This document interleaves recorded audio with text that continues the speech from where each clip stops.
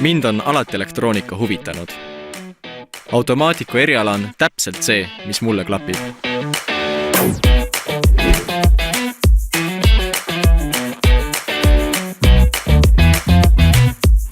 Ehitus ei tähenda enam ammu vaid betooni ja puitu. Ilma nutikate automaatikasüsteemideta ei valmi ükski kaasaegne maja. Risto tehtud kütte, valve, muusika ja valgustuse lahendus tegid ka minu paaris maja targemaks. Kui tahan, saan siit samast nutitelefonist oma sauna sooja panna. Aitäh sulle, Risto!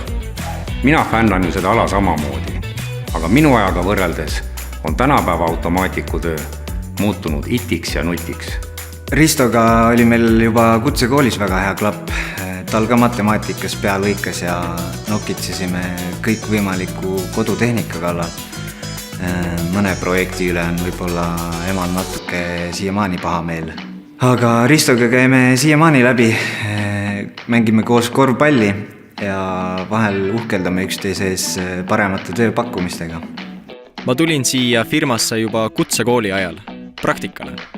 Vahepeal käisin ka natuke välismaal ja nüüd olen juba paari aastaga ettevõtte siseselt ülespoole liikunud.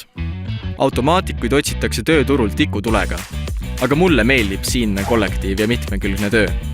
Kui see olla uutele lahendustele avatud, täpne ja uudishimulik, siis võib automaatiku erialaga tõesti korraliku karjääri teha. Ja igav ei hakka ka kunagi. Sellega, et ma automaatiku eriala valisin, olen ma väga rahul.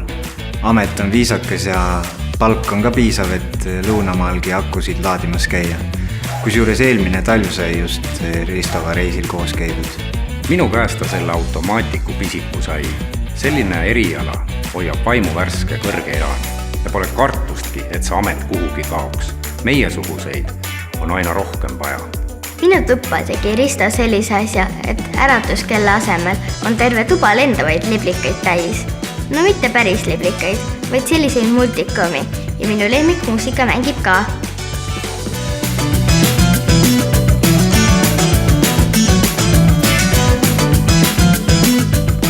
Vali sina ka endale tuleviku eriala.